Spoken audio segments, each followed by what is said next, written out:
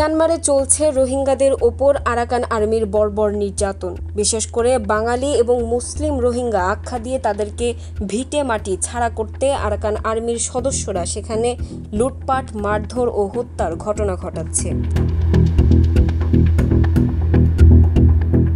Arakan আর্মির হাত থেকে পালিয়ে বাংলাদেশে পাড়ি জমাচ্ছেন শত শত রোহিঙ্গা পরিবার। টেকনাফের রোহিঙ্গা ক্যাম্পগুলোতে গিয়ে নতুনভাবে খোঁজ মিলেছে অনেক ভুক্তভোগী ও নির্যাতনের শিকার পরিবারগুলোর। তারা জানিয়েছেন তাদের ফিরে আসার দুঃসহ স্মৃতি, কিভাবে রোহিঙ্গা মেয়েদের ওপর এখনও সেখানে চলছে ধর্ষণ সহ নানা নিপীড়ন। অস্ত্রের মুখে লুটপাট করে নিয়ে যাচ্ছে টাকা পয়সা, পুরুষ শূন্য হয়ে গেছে সব ঘরবাড়ি। সরজমিনে টেকনাফের ২৬ নং জাদিমুরা রোহিঙ্গা ক্যাম্পে গিয়ে কথা হলো রোহিঙ্গা নারী তসলিমা আক্তারের সাথে। আরাকান আর্মির নির্যাতনের কথা বলতে গিয়ে তিনি বললেন, তারা এতটাই বর্বর যে ছোট্ট শিশুরা পানি চাইলেও তাদেরকে না দিয়ে হত্যা করতে চেয়েছে। আমরা মংডুর বসিরং এলাকায় থাকতাম। হঠাৎ একদিন আরাকান আর্মি আমাদের এলাকায় ঢুকে পড়ে। এরপর ঘরবাড়িতে আগুন ধরিয়ে দেয়। তারপর যাকে যেভাবে পেরেছে তুলে নিয়ে গেছে।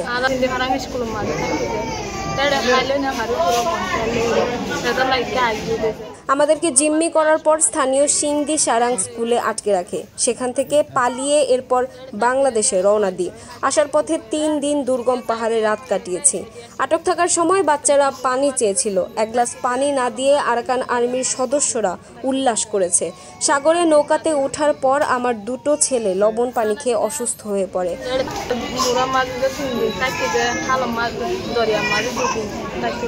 আমার স্বামীর কোনো খোঁজ পাইনি, জানি না সে কি বেঁচে আছে না মারা গেছে।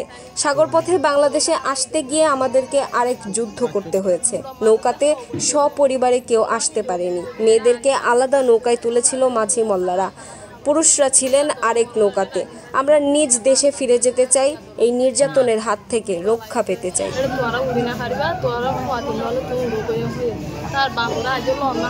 ২৭ নং শালবাগান রোহিঙ্গা ক্যাম্পে কথা হয় আরেক রোহিঙ্গা নারী জাহেদা বেগমের সাথে।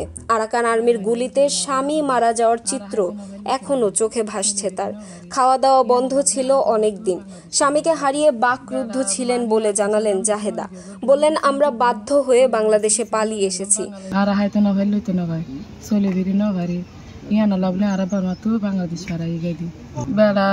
সেখানকার অবস্থা অনেক ভয়ানক। আরাকান আর্মি রোহিঙ্গা শুনলেই গুলি করছে। ঘর থেকে মেয়েদেরকে অস্ত্রের মুখে তুলে নিয়ে যাচ্ছে। বোমার আঘাতে আমরা আহত হচ্ছি। এই অবস্থায় সেখানে থাকাটা নিরাপদ মনে করিনি। আমার পরিবারের অধিকাংশ মানুষ বেঁচে নেই। পালাতে সাহায্য করতে গিয়ে চোখের সামনে স্বামীকে দেখেছি গুলিবিদ্ধ হয়ে ছটফট করে মারা যেতে। আমাদের জীবন কোথায় গিয়ে ঠেকছে জানি না। আমার 2টো বাচ্চাকে বাঁচিয়ে রেখেছি। বাংলাদেশে আসার সময় সাগরে পচা লাশ ভাসতে দেখেছি। ইয়াসমিন নামের 17 বছরের একটি মেয়েকে ওরা তুলে নিয়ে গেছে আমার আত্মীয়র বাড়ি থেকে। তার কোনো খোঁজ পাইনি এখনো। বাংলাদেশে আসার জন্য আমাদের 30,000 টাকা খরচ হয়েছে। নৌকা ছিল অনেক ছোট, ধারণ ক্ষমতার চেয়ে বেশি মানুষ ঠাঁই নিয়েছিল। সাগরে কেবল আল্লাহকে ডেকেছি আর মানুষের চোখের জল দেখেছি।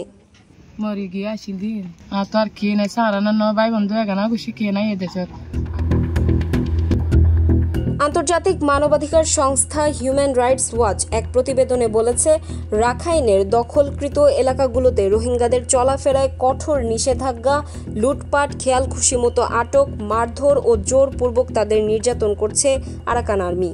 আন্তর্জাতিক বিশ্লেষকরা বলছেন, রাখাইনে রোহিঙ্গা মুসলিমরা এখন 2 দিক থেকে নিপীড়নের শিকার।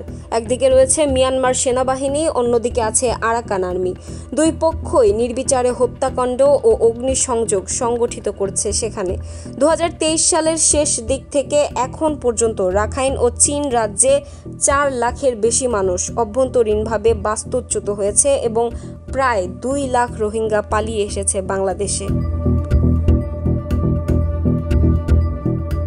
2023 সালের নভেম্বরে মিয়ানমার সেনাবাহিনীর সঙ্গে নতুন করে সংঘর্ষে জড়িয়ে পড়ে আরাকান আর্মি। এরপর উত্তর রাখাইনের বহু এলাকা তাদের নিয়ন্ত্রণে আসে।